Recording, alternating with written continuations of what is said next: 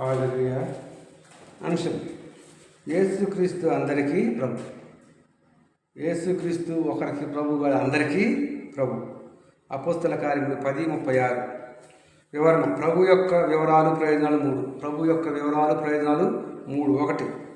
భారము భరించేవాడు. మరి ఎన్ని తప్పులు చేసినప్పటికీ ఆయన ప్రభు భరించేవాడు.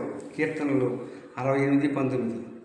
పాప భారం నుండి విడిపించి రక్షణ కలుగజేస్తాడు. నీ పాప భారం నుండి ఆయన విడిపించి నీకు రక్షణ కలుగజేస్తాడు. 2. నీలో ఉన్న కల్మషం కడిగివేయవాడు. నీ హృదయంలో ఉన్న కల్మషాన్ని కడిగివేసేవాడు. యెషయా 4:4.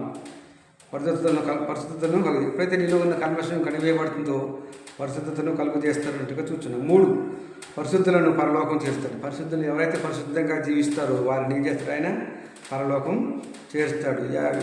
అపోస్తల కార్యం 7:59. ఆయన నిత్య జీవం కలుగజేస్తాడు. ఎప్పుడైతే నువ్వు పరిశుద్ధంగా జీవిస్తావో ఆయన నిత్య జీవాన్ని నీకు కలుగజేస్తాడు. ముగింపు. ఆయన యేసు కేవలం ఒక జాతి మతానికి చెందిన వ్యక్తి కాదు.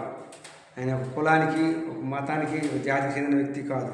ప్రభు సృష్టి మొత్తానికి ప్రభు. ఆయన ప్రపంచం మొత్తానికి కూడా ప్రభు. ఆ దేశం సరిహద్దులను దాటి ప్రపంచమంతా విస్తరించబడుతుంది.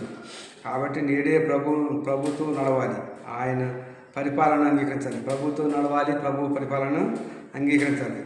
ఆయనకు నీకు ప్రభువుగా ఉండి విమోచించి శాంతిని, నిత్య జీవాన్ని కలిగేస్తాడు. ఆయన ప్రభువుగా ఉండి విమోచన దయచేస్తున్నాడు, శాంతిని దయచేస్తున్నాడు, నిత్య జీవాన్ని దయచేస్తున్నాడు. కనుక యేసుక్రీస్తు అందరికీ ప్రభు. కొద్ది మాటలు ముగిస్తున్నాను. క్రిస్టాఫర్ 820 యూట్యూబ్ ఛానల్ సబ్స్క్రైబ్ చేసుకుని ఏమో చేసి కోరుతున్నాను. ఆమె